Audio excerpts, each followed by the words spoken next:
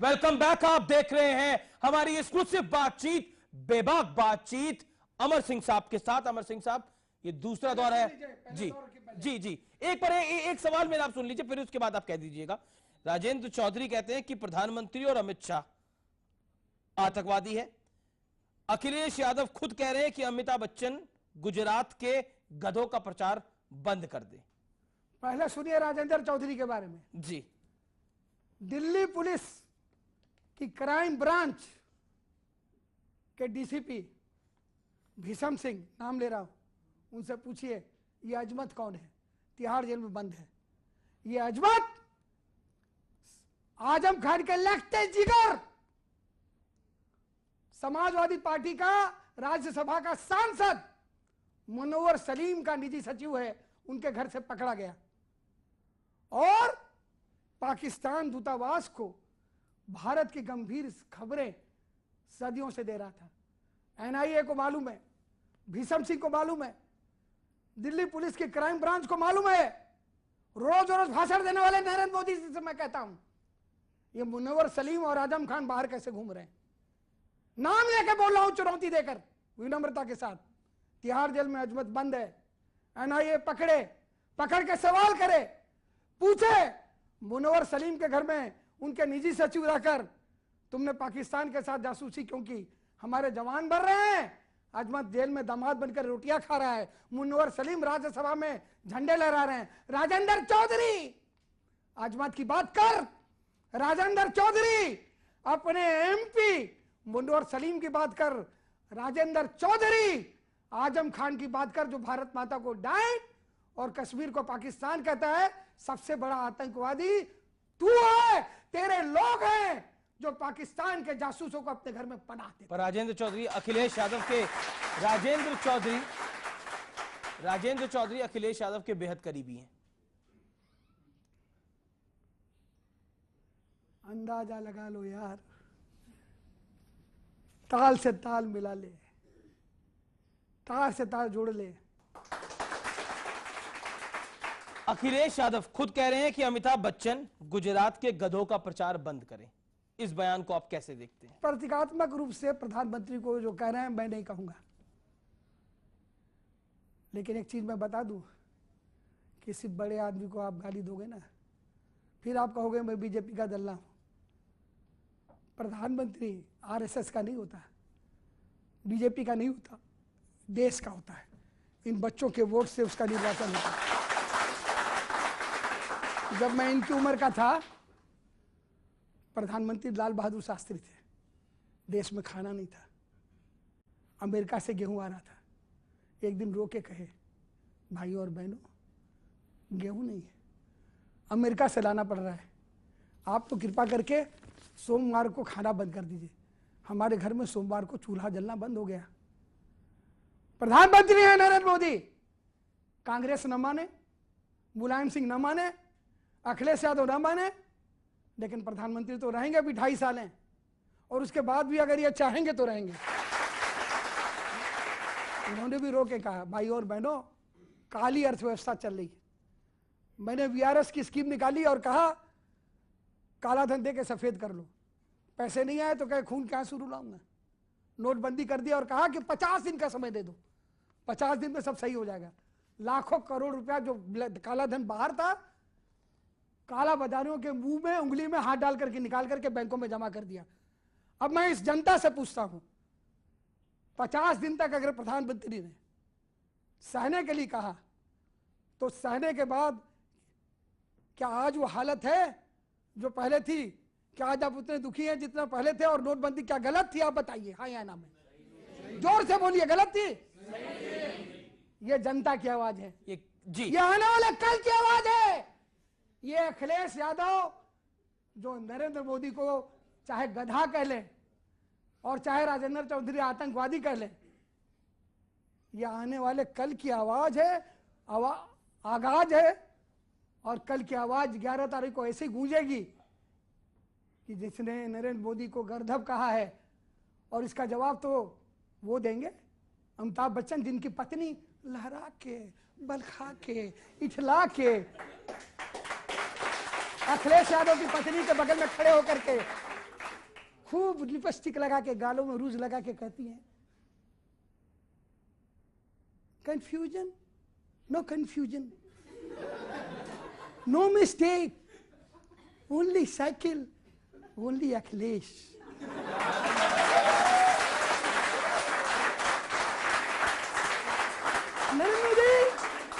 नरेंद्र मोदी तुम बुढ़े हो गए हो, बुढ़े हो गए हो, घर में रहो, फालतू मत बोलो। No confusion Narendra Modi, no mistake, only cycle, only Akhilesh. अरे अरे जया बच्चन, जया बच्चन, तुम्हारे पति को स्वच्छता का एम्बेसडर बनाया, तुम्हारे लड़के अभिषेक को फिल्में तो मिलती नहीं, झाड़ू पकड़ा दिया और पद्म विभूषण दे दिया। कुछ तो ख्याल करो नरेंद्र भाई का। कच्छ का, और जो गधा जिसको कह रहे हैं वो कच्छ का रण है। कच्छ का रण, गुजरात के गिर का शेर, और जो बाहरी कह रहे हैं ना, वही हमारे कृष्ण लला जो गोकुल वृंदावन से द्वारका गए। द्वारका का मंदिर है कृष्ण उत्तर प्रदेश के, लेकिन किसी गुजराती से आप मिल लीजिए, प्रणाम नमस्कार नहीं करता। उत्तर प्रदेश में पैदा हुए कृष्ण लला का नाम लेकर कहते हैं जय श्री कृष्ण। उत्तर प्रदेश के कृष्ण को गुजराती तो इतना मानते हैं, और गुजरात का एक व्यक्ति बड़ौदा छोड़ करके बनारस आ गया तो राहुल जी, प्रियंका जी, अखिलेश जी कहते हैं कि अंकल अमर सिंह के बाद दूसरा घोषित बाहरी नरेंद्र दामोदर दास।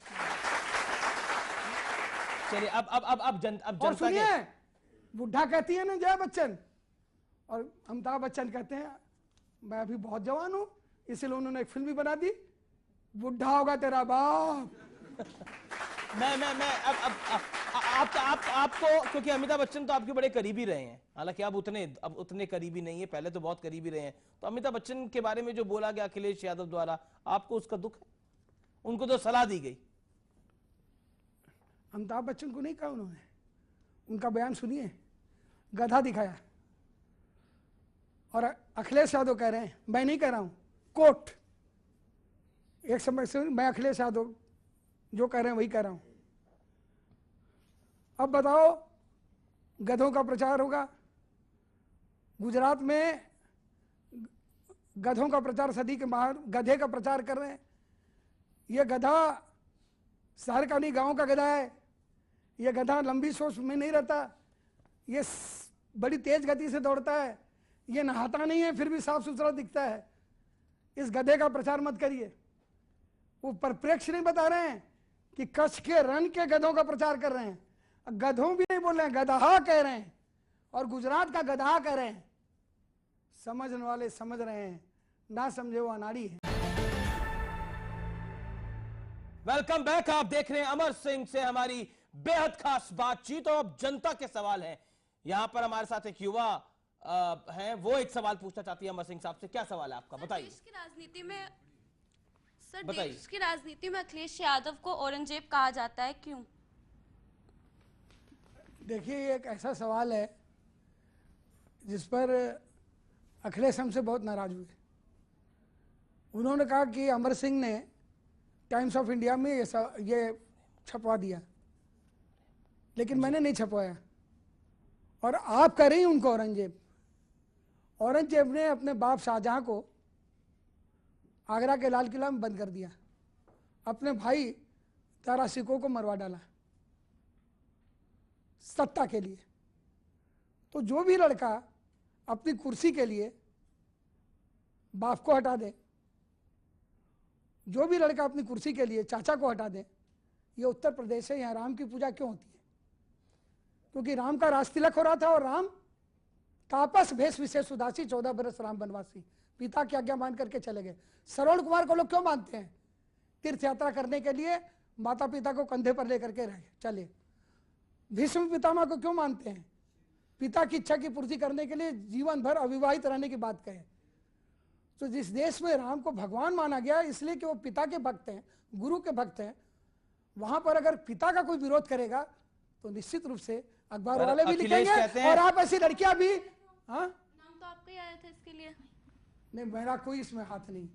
मैं औरंगजेब जब हुए थे तो मैं पैदा भी नहीं हुआ था। नहीं, पर अमर सिंह जी, अखिलेश यादव कहते हैं, मैं आपके पास आ रहा हूं, अखिलेश यादव कहते हैं कि मैंने सफाई करने के लिए समाजवादी पार्टी में, ये मेरा सफाई अभियान था, मेरा स्वच्छ अभियान था, स्वच्छ समाजवादी पार्टी अभियान, जिसमें मैंने सब गुंडों को, सब ऐसे लोगों को जो पार्टी का नाम खराब करते बाहर कर दिया। सुनेंगे? 30 सेकंड में जवाब दे दीजिए। सुल्तानपुर से उन्होंने अपना चुनाव प्रचार शुरू किया। उनका सबसे खास विधायक वर्मा विधायक है अभी भी। एक राजपूत लड़की के साथ बलात्कार, फिर सामूहिक बलात्कार, रपट नहीं लिखी गई, इलाहाबाद हाई कोर्ट के कहने से रपट लिखी गई, और जब रपट लिखी गई और जब गवाही के लिए बुलाया गया तो मर्डर हो गया। फिर उसी सुल्तानपुर में गायत्री प्रजापति बलात्कार, फिर गैंगरेप, रपट नहीं लिखी गई तो सुप्रीम कोर्ट ने रपट लिखवाई। प्रचार उन्होंने उसी सुल्तानपुर से शुरू किया। और अब ये सिर्फ अखिलेश यादव के उम्मीदवार नहीं है, गठबंधन हो गया, राहुल के भी उम्मीदवार हैं। ये अगर स्वच्छ समाजवादी पार्टी है तो मेरी गंदी समाजवादी पार्टी से बहुत अच्छी। अच्छा, यूपी के लड़कों का ये साथ यूपी की पब्लिक को पसंद आएगा? आप कह रहे थे कि जो इस बारी जो जनता का वोट होता है वो जनता की तलवार होती है, तो यूपी के लड़के, ये जो 2 यूपी के लड़के हैं, एक आपके भतीजे और दूसरे आपके बहुत करीबी राहुल गांधी। बदायूं में रेप हुआ, राहुल गांधी पहुंच गए, हाय हाय। लेकिन सुल्तानपुर जो उनका गृह जनपद है वहां रेप हुआ, सामूहिक गैंगरेप, रपट नहीं लिखी गई, अदालत ने रपट लिखवाई, गवाही के लिए बुलाया तो गवाही से पहले मार डालो। उसके बाद अमेठी उनका घर, गायत्री प्रजापति अपनी जुल्फे ऐसे जुल्फ लगा करके चलते हैं, ऐसे जब चलते हैं तो उनकी जुल्फे उड़े, जब जब जुल्फे तेरी तो पता नहीं किस किस का दिल मचले। तो गायत्री प्रजापति ने सामूहिक गैंगरेप किया, प्रशासन ने कुछ नहीं किया, सुप्रीम कोर्ट ने मारा हथौड़ा, लेकिन राहुल गांधी नहीं गए। तो यूपी के लड़के कैसे दिखते हैं आपको दोनों, अखिलेश और राहुल? उनका नारा यूपी को ये साथ पसंद है। उनका ये कहना है अपनी गरज थी तब तो लिपटना कबूल था, बाहों के दायरे में सिमटना कबूल था, अब जा रहे हैं ऐसे। अरे रेप जिन बच्चियों तुम्हारा हुआ कि हम जानते नहीं, हम दोनों का मतलब निकल गया, तुम्हारा रेप हुआ होता रहे, हम तुम्हें पहचानते नहीं। और आपने मेरे सवाल का जवाब नहीं दिया, यूपी को यह साथ पसंद आएगा कि नहीं पसंद आएगा, अखिलेश और राहुल का, आपके भतीजे का और आपके करीबी मित्र राहुल गांधी का?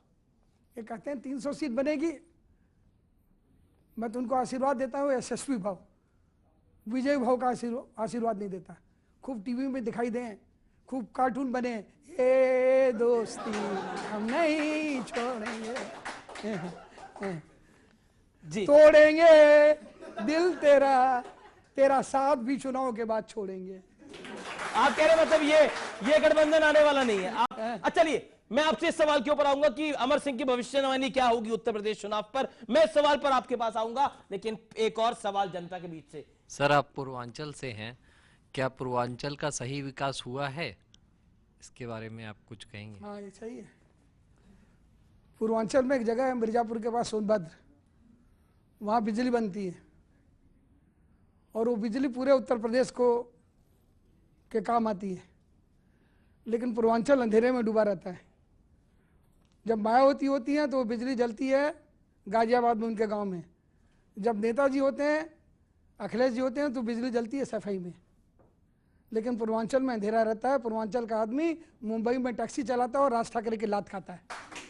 जी चलिए एक और सवाल जनता की तरफ से आ रहा है। जी सर, मेरा सवाल ये है कि सर आपकी भोज में ऐसी क्या बात हुई थी जिसको पता लगने पर अखिलेश यादव ने ये एक्शन ले लिया?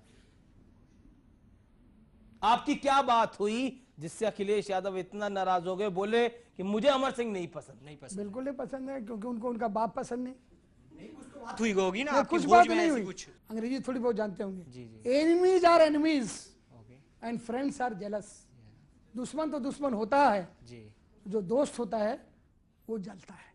तो आप कहना ये चाह रहे हैं अखिलेश आपके जलते थे, आप ये कहना चाह रहे हैं? बिल्कुल नहीं। अखिलेश के धर्म पिता जो आजकल हो गए हैं, जिन्होंने मुलायम सिंह की जगह ले ली है, राम गोपाल यादव हमसे जलते थे। राम गोपाल यादव, क्या पीड़ा क्या थी राम गोपाल यादव की? उनकी पीड़ा थी कि मुलायम सिंह का भाई मैं अखिलेश का चाचा मैं, ये बाहरी आदमी आ गया अमीश देवगन, आप रामगोपाल को बुला के यहाँ इंटरव्यू लो। आपने यहां तक कह दिया कि रामगोपाल यादव मेरी हत्या करवा सकते हैं, आपने बोली ये बात। रामगोपाल का विजुअल देखो अपने रिकॉर्ड से। अमर सिंह उत्तर प्रदेश आके दिखाएं, यहां से अगर सुरक्षित चले जाएं, इसका मतलब क्या है? उसके बाद हमें सुरक्षा मिली तो कहने लगा बीजेपी के एजेंट है। सुरक्षा तो प्रमोद तिवारी को मिली हुई है Z+, वो बीजेपी का एजेंट नहीं है।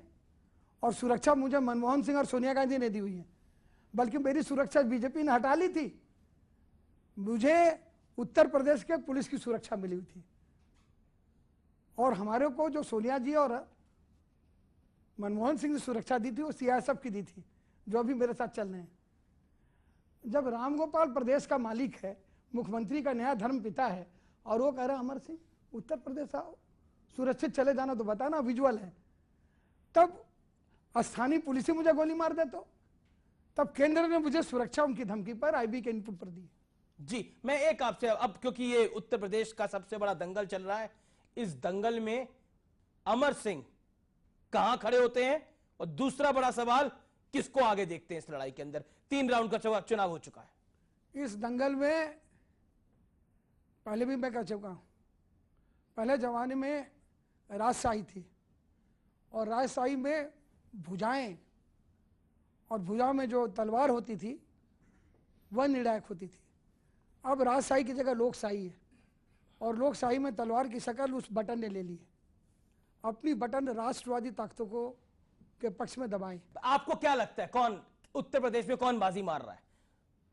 ये मैं बोल करके, वो लड़के कहां खड़े हैं, नरेंद्र मोदी कहां खड़े हैं और मायावती कहां खड़ी है? आप क्या चाहते हैं FIR हो जाए? नहीं, आप बताइए ना, जवाब दीजिए। घबरा रहे हैं अमर सिंह, आप घबरा रहे हैं क्या जवाब देने से?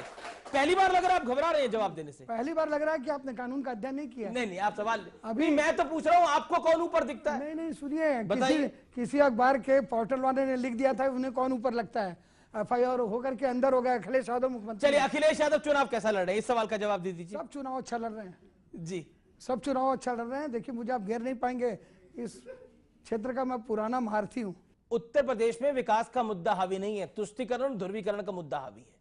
विकास का मुद्दा हावी नहीं है उत्तर प्रदेश के चुनाव के अंदर। विकास का मुद्दा कैसे हावी होगा? उस मेट्रो रेल का हवाला दे रहे हैं जो चली नहीं रही है, उस सड़क का हवाला दे रहे हैं जो आधी बनी है। आरोप बीजेपी पे लगा देते हैं अखिलेश यादव कि आप तुष्टीकरण की राजनीति कर रहे हैं। आप प्रधानमंत्री पे आरोप लगा दिया कि आपने शमशान की बात क्यों करी, आपने रमजान की बात क्यों करी? आप मरेंगे तो कब्र में जाएंगे, अगर आप भी मरेंगे हम भी मरेंगे तो शमशान चाहिए।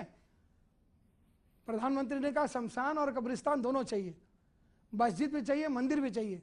मस्जिद इसलिए चाहिए कि आप कुरान पाक के बोल सके औजू बिल्लाहि बिस्मिल्लाहि रहमानि रहीम। मंदिर इसलिए चाहिए कि आप कह सके रघुपति राघव राजा राम पतित पावन सीताराम।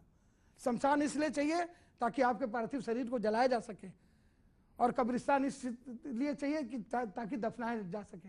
ये मस्जिद है, ये बुत खाना, चाहे ये मानो चाहे वो मानो, मतलब तो है जी को समझाना, चाहे ये मानो चाहे वो मानो। अब तो ये भी आरोप लग गया कि उत्तर प्रदेश में बिजली के तार भी धर्म पे जोड़े जाते हैं, ये भी आरोप लग गया। बिल्कुल गलत है। उन्होंने कहा कि रमजान मनाओ लेकिन एकादशी भी मनाओ। अगर मुसलमान को यह हक है कि वो रमजान मनाए, तो हिंदू को क्या यह हक नहीं? रमजान में अगर वो रोजा रखे तो हिंदू को हक नहीं है कि एकादशी का व्रत रखे? जी, ये कहा है उन्होंने। इसको आप तोड़ मरोड़ रहे हैं। हिंदू का खून है न मुसलमान का खून है। असीम देवगन, ये इंसान का खून है। एक बिल्कुल, मैं आपसे और इसका रंग लाल है। तो इस बार मुद्दा कौन सा हावी है उत्तर प्रदेश में? हिंदू का विकास खून है। नहीं, विकास या ध्रुवीकरण? विकास या ध्रुवीकरण? ये देश के दुश्मन है जो इस तरह तोड़ मरोड़ रहे हैं। नहीं, मैं आपसे सवाल पूछ रहा हूं। हम भी जवाब दे रहे हैं, हिंदू का खून है न मुसलमान का खून है। ए दुश्मनाने हिंद, ये इंसान का खून है। यहां पर अगर बात करनी है तो धर्मनिरपेक्षता का मतलब मस्जिद नहीं है, मंदिर भी है। धर्मनिरपेक्षता का मतलब कब्रिस्तान नहीं, शमशान गिरी भी है। चलिए अमर सिंह साहब, आप स्टूडियोज में, आपका बहुत बहुत शुक्रिया। तो ये थी अमर सिंह से हमारी बेबाक और एक्सक्लूसिव बातचीत। लेकिन आप देखते रहिए नेटवर्क 18। नमस्कार।